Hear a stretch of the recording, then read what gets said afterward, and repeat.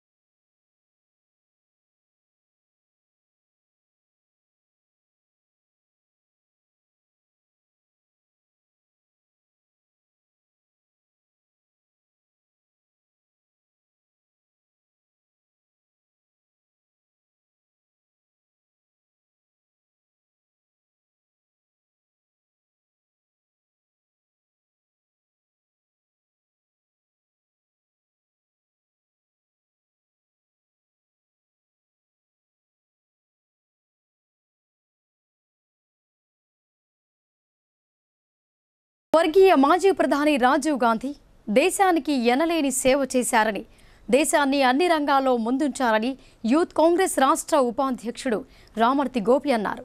ఉన్నత విద్యా వ్యవస్థను పటిష్టపరచడమే కాక సైన్స్ అండ్ టెక్నాలజీ రంగాన్ని అభివృద్ధి చేశారని ఆయన కొనియాడారు. నగరంలోని జిల్లా కాంగ్రెస్ భవన్లో స్వర్గీయ మాజీ ప్రధాని రాజీవ్ గాంధీ వర్ధంతి కార్యక్రమాన్ని నిర్వహించారు. రాష్ట్ర యూత్ కాంగ్రెస్ ఉపాధ్యక్షులు రామర్తి గోపి, జిల్లా ఎన్ఎస్యుఐ అధ్యక్షులు వేణురాజ్, జిల్లా సేవాదళ్ అధ్యక్షులు సంతోష్తో పాటు కాంగ్రెస్ పార్టీ నాయకులు, కార్యకర్తలు స్వర్గీయ మాజీ ప్రధాని రాజీవ్ గాంధీ చిత్రపటానికి పూలమాలలు వేసి ఘనంగా నివాళులు అర్పించారు. ఈ సందర్భంగా రాష్ట్ర యూత్ కాంగ్రెస్ ఉపాధ్యక్షుడు రామర్తి గోపి మాట్లాడుతూ, రాజీవ్ గాంధీ దేశానికి ఎనలేని సేవ చేశారని, ఆయన ప్రధానిగా ఉన్నప్పుడు ఫిరాయింపుల నిరోధక చట్టం తీసుకొచ్చారని అన్నారు. అదేవిధంగా అక్టోబర్ 19, 1990న హైదరాబాద్లోని చార్మినార్ నుండి ఆయన సద్భావన యాత్రను ప్రారంభించారని ఆయన గుర్తు చేశారు. సైన్స్ అండ్ టెక్నాలజీ అనుబంధ పరిశ్రమలను ప్రోత్సహించారని చెప్పారు. టెక్నాలజీ ఆధారిత పరిశ్రమలు, ముఖ్యంగా కంప్యూటర్లు, ఎయిర్లైన్స్, రక్షణ, టెలికమ్యూనికేషన్లపై దిగుమతి కోటాలు, పన్నులు, సుంకాలను తగ్గించారని ఆయన పేర్కొన్నారు. 1986లో భారతదేశంలో ఉన్నత విద్యా కార్యక్రమాల ఆధునీకరణ, విస్తరణ కోసం జాతీయ విద్యా విధానాన్ని ప్రకటించారని అన్నారు. 1986లోని జవహర్ నవోదయ విద్యాలయ వ్యవస్థను స్థాపించారని ఆయన గుర్తు చేశారు.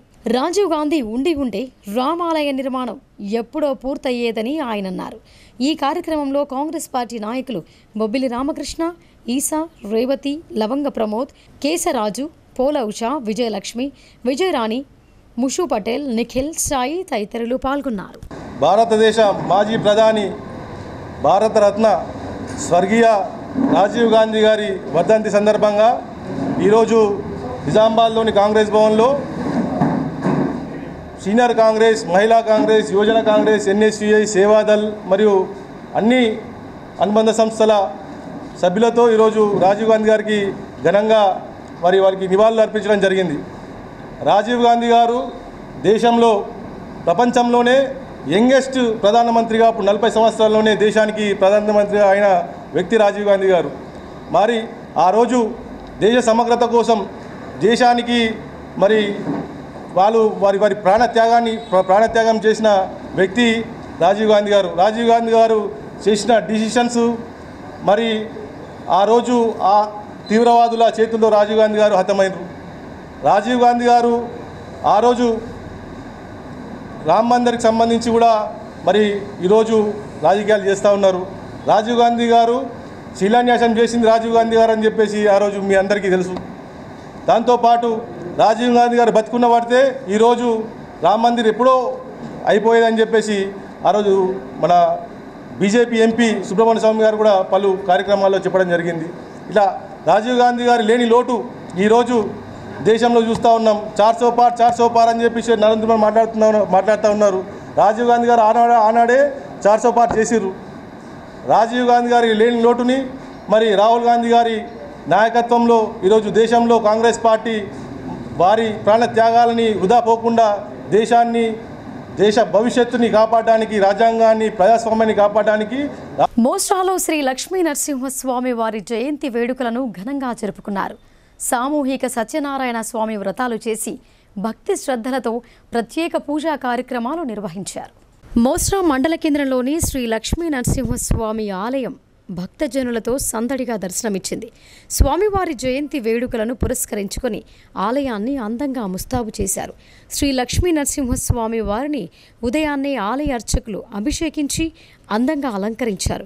భక్తులు ఆలయానికి చేరుకుని స్వామివారిని దర్శించుకుని అర్చనలు, విశేష పూజా కార్యక్రమాలు నిర్వహించారు. పలువురు భక్తులు సత్యనారాయణ స్వామి వ్రతాన్ని ఆచరించారు. స్వామివారిని నిత్యం భక్తితో కొలిస్తే కోరిన కోరికలు నెరవేరుతాయని ఆశాభావం వ్యక్తం చేశారు. ఈ సందర్భంగా ఆలయ అర్చకుడు మాట్లాడుతూ ఉదయం నుండి స్వామివారికి ప్రత్యేక పూజలు నిర్వహిస్తూ అభిషేకాది కార్యక్రమాలు చేపట్టినట్లు తెలిపారు. అనంతరం ఆలయ కమిటీ ఆధ్వర్యంలో గ్రామస్తుల సహకారంతో అన్నదాన కార్యక్రమాన్ని నిర్వహించామని అన్నారు. ఈ కార్యక్రమంలో ఆలయ పూజారి తమ్మలి సంతోష్, ఆలయ కమిటీ సభ్యులు, గ్రామ పెద్దలు, అధిక సంఖ్యలో భక్తులు పాల్గొన్నారు. అధిక సంఖ్యలో విచ్చేశారు. మరియు వాళ్ళ యొక్క కోరికలను శ్రీ లక్ష్మీనరసింహ స్వామికి విన్నవించి వాళ్ళ యొక్క కోరికలను ఆ లక్ష్మీ నరసింహస్వామి అనుగ్రహం కలగాలని, వాళ్ళ కోరికలు తీరాలని కోరుకోవడం జరిగింది. ఈ యొక్క ఆలయ యొక్క ప్రశస్తం ఏంటంటే ఇక్కడ వాళ్ళు అనుకున్న పనులు, వాళ్ళ యొక్క కోరికలు ఇక్కడ తీరుతాయి, వాళ్ళ యొక్క అనుకున్న పనులు జరుగుతాయి. అందుకే ప్రజలు అత్యధిక సంఖ్యలో ఇక్కడికి ఇచ్చేసి స్వామివారిని దర్శించుకోవడం జరిగింది. వాళ్ళు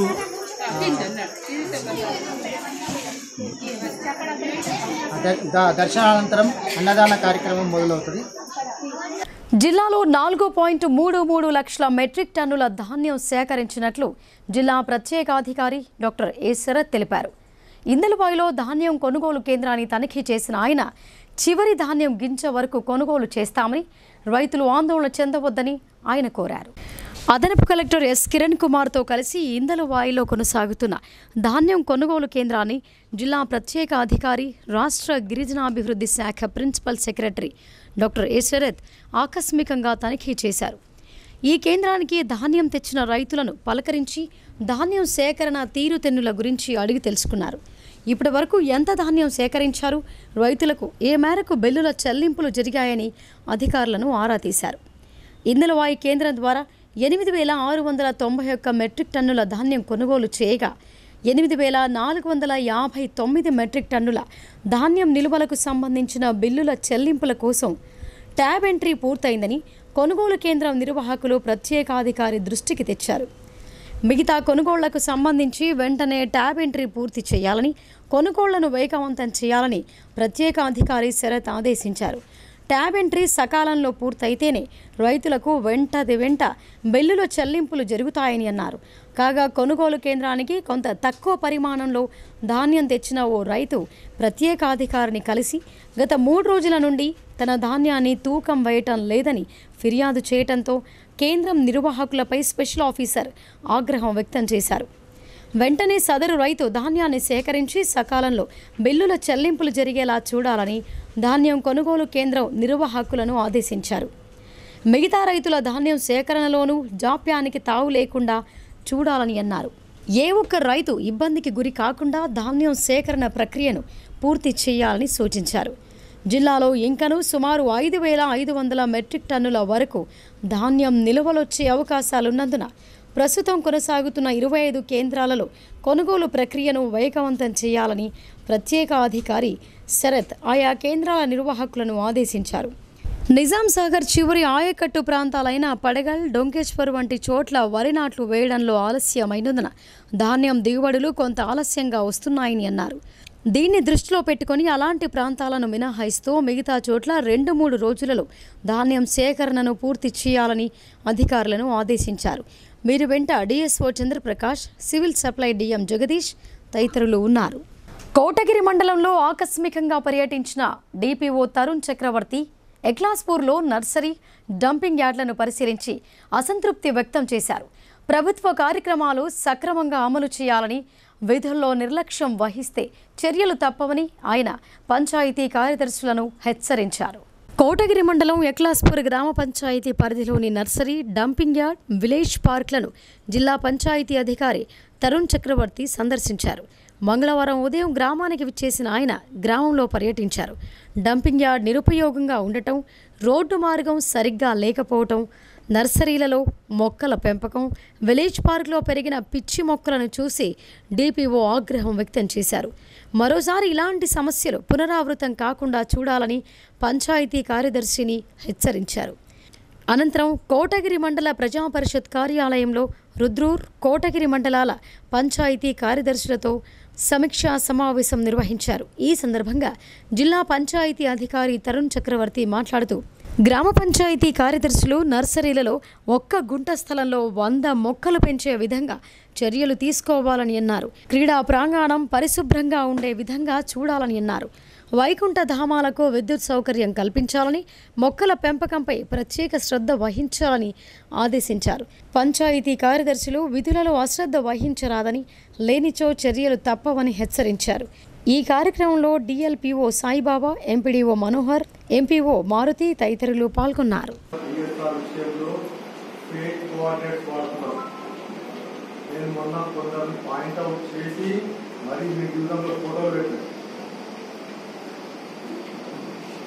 యాక్షన్ తీసుకునేలాగా చేయొద్దు. మీరు అనుకుంటారు మమ్మల్ని ఎవరు చూస్తారండి, ఆ చూసే వ్యక్తి నేనే. నేను ఖచ్చితంగా చూస్తాను. నాకు లాగిన్లో మీరు ఏ ఫోటో పంపిస్తున్నారు, ఎవరు సెల్ఫీ తీస్తున్నారు, ఎవరు బయట ఉండే చెట్టును తీస్తున్నారు, ఎవరు గ్రామ పంచాయతీ బిల్డింగ్ ఫోటో తీస్తున్నారు, చెయ్యి అడ్డం పెట్టి ఎవరు ఫోటోలు తీస్తున్నారు, ఇది ప్రతి ఒక్కటి నా లాగిన్లో వస్తుంది. ఎందుకు నా లాగిన్లో వస్తుంది కదా, యాప్ ఎవరు డెవలప్ చేస్తున్నారు, ఎవరు తీసుకుంటారు కదా రోజు జంట శవాల కేసు పోలీసులకు తలనొప్పిగా మారింది. వారి మృతికి గల కారణాలను వెలికి తీయడానికి అన్ని కోణాల్లో విచారణ జరుపుతున్నా ఎలాంటి ఆధారాలు లభ్యం కాకపోవడంతో తల పట్టుకుంటున్నారు. కామారెడ్డి జిల్లాలోని మద్నూర్ మండలం కండేబల్లూరు గ్రామానికి చెందిన శివాజీ అనే వ్యక్తి తన 20 ఏళ్ల కూతురు లక్ష్మి, 8 ఏళ్ల వయసు గల ఆమె కుమారుడు సాయినాథ్ అదృశ్యమైనట్లు మద్నూర్ పోలీసులకు ఈ నెల 16న ఫిర్యాదు చేశాడు. ఈ నెల 19న బాన్సువాడ పట్టణంలోని అంగడి బజారు ప్రాంతంలో నిర్మాణ దశలో ఉన్న భవనంలో 2 మృతదేహాలు లభ్యమైన విషయం తెలిసిందే. సంఘటనా స్థలాన్ని పరిశీలించిన బాన్సువాడ టౌన్ సిఐ కృష్ణ శవ పంచనామా చేసి కుళ్ళిన దశలో ఉన్న మృతదేహాలను ప్రభుత్వ ఏరియా ఆసుపత్రికి తరలించారు. అన్ని కోణాల్లో విచారణ చేపడుతున్న పోలీసులు వారి మృతికి గల కారణాలను గుర్తించేందుకు ప్రయత్నాలు చేస్తున్నారు. అయినప్పటికీ ఎలాంటి క్లూ దొరకకపోవడంతో పోలీసులకు ఈ జంట శవాల కేసు తలనొప్పిగా మారింది. 2 మృతి ఒకే చోట ఒకే సమయంలో ఎలా జరిగిందనే అనుమానంతో కారణాలు వెతుకుతున్నారు. గుర్తు తెలియని వ్యక్తులు తల్లి కొడుకులను హత్య చేసి ఉంటారా, లేక ఆత్మహత్య చేసుకొని ఉంటారా అనే కోణంలో దర్యాప్తు చేస్తున్నారు. ఇదిలా ఉండగా మృతదేహాలపై ఎలాంటి గాయాలు లేకపోవడంతో వారిద్దరూ ఎండలో తిరగటంతో వడదెబ్బకు గురై మృతి చెంది ఉండవచ్చనే వాదనలు వినిపిస్తున్నాయి. ఇప్పుడు షార్ట్ బ్రేక్ తీసుకుందాం. తెలంగాణలో మొట్టమొదటి తొలిసారిగా అధునాతన పద్ధతిలో నరాల మానసిక sex alcohol fits treatment AC intensive care unit ఇప్పుడు మన నిజామాబాద్ లో doctor B Keshavulu MD psychiatry Osmania గారి ఆధ్వర్యంలో అన్ని సదుపాయాలు గల అత్యాధునిక అతిపెద్ద హాస్పిటల్ ప్రారంభించబడ్డది. గమనిక, ఆధునిక ఏసీ వార్డు, అత్యంత విశాలమైన భవనం, అన్ని నరాల మానసిక సమస్యలకు మరియు ఆల్కహాల్ ను మాన్పించుటకు అడ్మిషన్స్ సౌకర్యం గల తెలంగాణలోనే అతిపెద్ద hospital doctor Keshavulu hospital. Bus stand ఎదురుగా లైన్, ఖలీల్వాడి. తక్కువ ఖర్చుతో హైదరాబాద్ స్థాయి అత్యాధునిక వైద్య సదుపాయం కావాలనుకుంటున్నారా? అయితే సంప్రదించండి బండారి గ్రూప్, విజయలక్ష్మి హాస్పిటల్, ఖలీల్వాడి, నిజామాబాద్. గర్భం దాల్చకపోవడం, గర్భం నిలవకపోవడం, గర్భాశయం ద్వారం మూసుకుపోవడం, గర్భాశయం నందు గోడలు, అండాశయంలో నీటి బుడగలు మొదలగు వ్యాధులకు డాక్టర్ బండారి సుజాత ఎండి డీజీఓ గారు లాప్రోస్కోపీ ద్వారా ప్రత్యేక చికిత్స చేయబడును. గర్భిణీ స్త్రీలలో ఫిట్స్, అధిక రక్తపోటు, ఆస్తమా, మధుమేహం, ఉమ్మనీరు తక్కువ, ట్యూబ్లో ప్రెగ్నెన్సీ వంటి అధిక ప్రమాదకరమైన కేసులకు చికిత్స చేయబడును. Normal delivery, caesarean section, hysterectomy, tubectomy, laparoscopy, hysteroscopy సౌకర్యం కలదు. పిల్లలు పుట్టకుండా ఆపరేషన్ చేసుకున్న వారికి తిరిగి సంతానం కొరకు సంప్రదించగలరు. అందరికీ అందుబాటులో అన్ని రకాల వైద్య సేవలు కలవు. పరిశుభ్రమైన విశాలమైన గదులు, లిఫ్ట్, అధునాతన ఆపరేషన్ థియేటర్, ల్యాబ్, ఫార్మసీ సౌకర్యం కలదు. ప్రతి శుక్రవారం ఉచితంగా చూడబడును. రాష్ట్ర ప్రభుత్వ ఉద్యోగులకు రీయింబర్స్మెంట్ సౌకర్యం కలదు. సంప్రదించండి doctor Bandari Sujatha, Bandari group, Vijayalakshmi hospital, Rajiv Gandhi auditorium దగ్గర, రెడ్ క్రాస్ బ్లడ్ బ్యాంక్ ఎదురు సందులో, ఖలీల్వాడి, నిజాం.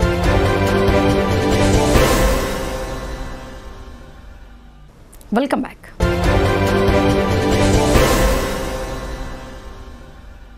TUWJ IJU రాష్ట్ర 3వ మహాసభను విజయవంతం చేయడంలో భాగంగా ఈ నెల 23న నగరంలో సన్నాహక సదస్సు ఏర్పాటు చేశామని ఆ యూనియన్ జిల్లా అధ్యక్షులు ఎడ్ల సంజు తెలిపారు. జిల్లాలోని జర్నలిస్టులందరూ ఈ సదస్సుకు తరలివచ్చి జర్నలిస్టుల సమస్యల పరిష్కారంలో భాగస్వాములు కావాలని ఆయన పిలుపునిచ్చారు. ఐజేయు అనుబంధ సంఘమైన Telangana union of working journalist జిల్లా శాఖ ఆధ్వర్యంలో నిజామాబాద్ ప్రెస్ క్లబ్లో మీడియా సమావేశం ఏర్పాటు చేశారు. ఈ సమావేశంలో ముందుగా యూనియన్ జిల్లా అధ్యక్షుడు ఎడ్ల సంజు, ప్రధాన కార్యదర్శి అరవింద్ బాలాజీ ఈ నెల 23వ తేదీన బస్వా గార్డెన్లో నిర్వహించే జిల్లా సదస్సుకు సంబంధించిన కరపత్రాలను ఆవిష్కరించారు. అనంతరం అధ్యక్షుడు ఎడ్ల సంజీవ్ మాట్లాడుతూ వచ్చే నెల 18, 19వ తేదీల్లో ఖమ్మంలో జరిగే TUWJ 3వ రాష్ట్ర మహాసభను పురస్కరించుకుని నగరంలోని బస్వా గార్డెన్లో బుధవారం ఉదయం 10:30 గంటలకు సన్నాహక సదస్సు నిర్వహిస్తున్నామని తెలిపారు. ప్రజాస్వామ్యం, మీడియా అనే అంశంపై సెమినార్ నిర్వహించనున్నట్లు ఆయన చెప్పారు. జర్నలిస్టులందరూ ఐక్యతను ప్రదర్శిస్తూ ఎన్నో ఏళ్లుగా పరిష్కారానికి నోచుకోకుండా ఉన్న సమస్యలను పరిష్కరించుకుందామని ఆయన పిలుపునిచ్చారు. ఈ సభకు ముఖ్య అతిథిగా ఇండియన్ జర్నలిస్ట్ యూనియన్ జాతీయ అధ్యక్షులు, తెలంగాణ రాష్ట్ర media academy chairman K Srinivasareddy, విశిష్ట అతిథిగా ప్రజాకవి, రచయిత డాక్టర్ నందిని సిద్ధారెడ్డి హాజరవుతారని ఆయన వివరించారు. గౌరవ అతిథులుగా ఎమ్మెల్సీ మహేష్ కుమార్ గౌడ్, బోధన్ శాసనసభ్యులు P Sudarshan Reddy, Nizamabad urban MLA Dhanpal Suryanarayana, Nizamabad rural మాజీ ఎమ్మెల్యే బాజిరెడ్డి గోవర్ధన్, TUWJ రాష్ట్ర అధ్యక్ష కార్యదర్శులు నగునూరి శేఖర్, విరాహత్ అలీ హాజరవుతారని ఆయన తెలియజేశారు. జిల్లాలోని జర్నలిస్టులందరూ సకాలంలో ఈ సదస్సుకు హాజరై విజయవంతం చేయాలని ఎడ్ల సంజీవ్ కోరారు. ఈ కార్యక్రమంలో TUWJ IJU జిల్లా కోశాధికారి సిరిగాద ప్రసాద్, ఆర్గనైజింగ్ సెక్రటరీ గాదారి సంజీవ్ రెడ్డి, జాతీయ కౌన్సిల్ సభ్యులు చింతల గంగాదాస్, రాష్ట్ర కార్యవర్గ సభ్యులు అహ్మద్ అలీఖాన్, రాష్ట్ర కౌన్సిల్ సభ్యులు Pramod Goud, MA Majid, electronic media association అధ్యక్ష కార్యదర్శులు సుంకరి రాజేష్, సంఘంకార్ ధనుంజయ్, అక్రిడిటేషన్ కమిటీ సభ్యులు కొక్కు రవికుమార్, జిల్లా సహాయ కార్యదర్శి మండే మోహన్ తదితరులు పాల్గొన్నారు. Working journalist union TUWJ IJU Nizamabad ज़िले के ज़ेर एहतमाम जारिया माह 23 मई को बसवा गार्डन निज़ामाबाद में एक रोज़ा सेमिनार बउनवान अवामी जमहूरियत और सहाफ़त के उन्वान पर मुनक़िद किया जा रहा है। इस अहम इजलास में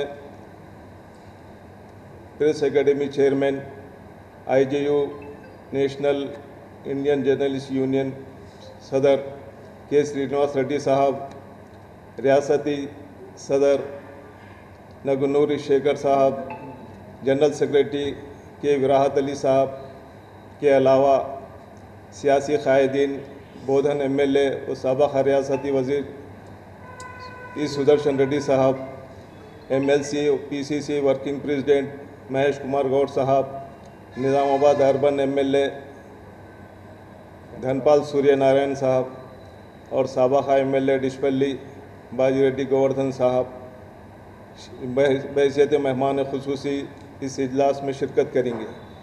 इस इजलास में गुज़िश्ता 9 सालों से निज़ामाबाद ज़िले के अलावा तेलंगाना रियासती सतह पर सहाफ़ियों के साथ की गई जुल्म और ज़्यादती, हक़ तलफ़ियों के ख़िलाफ़ भी जैसे मसाइल को उठाया जाएगा और हम तमाम జిల్లా ఇంటర్ సప్లిమెంటరీ పరీక్షలను పకడ్బందీ ఏర్పాట్ల మధ్య నిర్వహించనున్నట్లు జిల్లా ఇంటర్ విద్యాధికారి రవికుమార్ అన్నారు.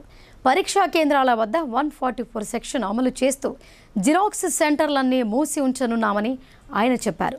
పరీక్షల నిర్వహణలో ఎలాంటి పొరపాట్లు జరగకుండా అధికారులు ప్రత్యేక శ్రద్ధ వహించాలని ఆయన సూచించారు. జిల్లా కేంద్రంలోని ఖిల్లా ప్రభుత్వ బాలుర జూనియర్ కళాశాలలో సప్లిమెంటరీ పరీక్షల సన్నాహక సమావేశం జరిగింది. ఈ సమావేశంలో ఇంటర్ విద్యాధికారి రవికుమార్ మాట్లాడుతూ జిల్లా వ్యాప్తంగా ఈ నెల 24వ తేదీ నుంచి నిర్వహించే ఇంటర్ సప్లిమెంటరీ పరీక్షల నిర్వహణలో చీఫ్ సూపరింటెండెంట్లు, డిపార్ట్మెంటల్ అధికారులు పరీక్షలను పకడ్బందీగా సమర్థవంతంగా నిర్వహించాలని ఆయన ఆదేశించారు. చీఫ్ సూపరింటెండెంట్లు, డిపార్ట్మెంటల్ అధికారులు ఎట్టి పరిస్థితుల్లో నిర్లక్ష్యంగా ఉండకూడదని ఆయన అన్నారు. ప్రతి పరీక్షా కేంద్రంలో ఖచ్చితంగా మరుగుదొడ్లు, మూత్రశాలలు, మంచినీటి వసతి కల్పించేందుకు చర్యలు తీసుకోవాలని ఆయన సూచించారు. ప్రతి పరీక్షా కేంద్రంలో సీసీ కెమెరాలు పనిచేసే విధంగా చూడాలని ఆయన అన్నారు. అలాగే పరీక్షా కేంద్రాలలో పరిశుభ్రత విషయంలో ప్రత్యేక శ్రద్ధ వహించాలని ఆయన సూచించారు. ప్రభుత్వ, ప్రైవేటు, సాంఘిక సంక్షేమ మోడల్ స్కూళ్లలో పరీక్షా కేంద్రాలు ఏర్పాటు చేస్తున్నామని, సమీపంలోని పోలీస్ స్టేషన్లు, కస్టోడియన్ కేంద్రాలలో ప్రశ్నాపత్రాల బండిల్స్ను ముందే పరిశీలించి సమాచారం అందజేయాలని జిల్లా ఇంటర్ విద్యాధికారి ఆదేశించారు. ఉదయం మొదటి సంవత్సరం పరీక్షలు, మధ్యాహ్నం 2వ సంవత్సరం పరీక్షలు నిర్వహించబడతాయని ఆయన తెలియజేశారు. విద్యార్థులు హాల్ టికెట్లను ఆన్లైన్ ద్వారా డౌన్లోడ్ చేసుకోవాలని, హాల్ టికెట్పై ప్రిన్సిపల్ సంతకం లేకపోయినా పరీక్షలకు అనుమతించాలని ఆయన సూచించారు. ఈ సమావేశంలో ప్రిన్సిపల్స్ అసోసియేషన్ జిల్లా అధ్యక్షుడు డాక్టర్ చిరంజీవి, ప్రభుత్వ లెక్చరర్ల సంఘం నాయకులు నర్సయ్య, బండారి భాస్కర్, లక్ష్మీనారాయణతో పాటు ఇతర అధికారులు పాల్గొన్నారు. పాడి పశువుల ఆరోగ్య విషయాలపై రైతులు ప్రత్యేక శ్రద్ధ వహించాలని రుద్రూర్ మండల పశు వైద్యాధికారి డాక్టర్ సంతోష్ అన్నారు. ఆవులకు, లేగ దూడలకు ముద్ద చర్మ వ్యాధి సోకే ప్రమాదం ఉందని రైతులు అప్రమత్తంగా ఉండాలని ఆయన సూచించారు. రుద్రూర్ మండల కేంద్రంలోని గోశాలలో గల ఆవులకు, లేగ దూడలకు మంగళవారం పశు వైద్య శాఖ ఆధ్వర్యంలో ముద్ద చర్మ వ్యాధి నివారణ టీకాలు పంపిణీ చేశారు. సుమారు 80 ఆవు, లేగ దూడలకు ఈ టీకాలు వేసినట్లు మండల పశు వైద్యాధికారి డాక్టర్ సంతోష్ తెలిపారు. ఈ వ్యాధి నివారణకై ప్రభుత్వం ఉచితంగా టీకాలు పంపిణీ చేస్తోందని ఆయన చెప్పారు. ఈ అవకాశాన్ని పాడి రైతులు సద్వినియోగం చేసుకోవాలని కోరారు. ఈ కార్యక్రమంలో గ్రామ పెద్దలు బచ్చు సుభాష్, వైద్య సిబ్బంది, గోశాల నిర్వాహకులు తదితరులు పాల్గొన్నారు.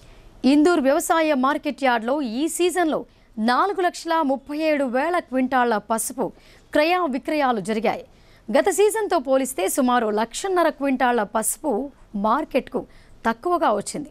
అయితే మార్కెట్ చరిత్రలోనే పసుపునకు ఈసారి రికార్డ్ స్థాయి అధిక ధర పలికింది. నిజామాబాద్ వ్యవసాయ మార్కెట్ యార్డ్కు గత సీజన్ కంటే ఈ సీజన్లో పసుపు తక్కువగా వచ్చింది. గత సీజన్లో 5,85,000 క్వింటాళ్ల పసుపు క్రయ విక్రయాలు జరగగా ఈ సీజన్లో 4,37,000 క్వింటాల్. నిజామాబాద్ వ్యవసాయ మార్కెట్ యార్డ్కు గత సీజన్ కంటే ఈ సీజన్లో పసుపు తక్కువగా వచ్చింది. గత సీజన్లో 5,85,000 క్వింటాళ్ల పసుపు క్రయ విక్రయాలు జరగగా ఈ సీజన్లో 4,37,000 క్వింటాళ్ల పసుపును రైతులు మార్కెట్కి తీసుకువచ్చారు. ఈ సీజన్లో సుమారు 1,50,000 క్వింటాళ్ల పసుపు మార్కెట్ యార్డ్కు తక్కువగా వచ్చింది. విస్తీర్ణం పెరుగుతున్నప్పటికీ నిజామాబాద్ మార్కెట్ యార్డ్ పరిధిలో సాగు విస్తీర్ణం తగ్గింది. గతంలో ధర లేకపోవటం, వ్యయ ప్రయాసాలతో పంట పండించడం, కూలీ ధరలు పెరగటం, కూలీల కొరత లాంటి కారణాలతో జిల్లాలో రైతులు పసుపు సాగు చేయడానికి ఆసక్తి చూపలేదు. ఈ క్రమంలో అంతర్జాతీయంగా డిమాండ్ రావడంతో ధర అమాంతంగా పెరిగింది. దీంతో పసుపు పంట సాగు చేసిన వారికి వ్యవసాయ మార్కెట్ యార్డ్లో మంచి ధర పలకడంతో సంతోషం వ్యక్తం చేశారు. ప్రతి సీజన్లో ఇలాగే ధరలు కొనసాగితే పసుపు పంట సాగు విస్తీర్ణం పెరిగే అవకాశం ఉందని చెప్పుకోవచ్చు. ఇక వార్తలు ముగించే ముందు హెడ్లైన్స్ మరొకసారి.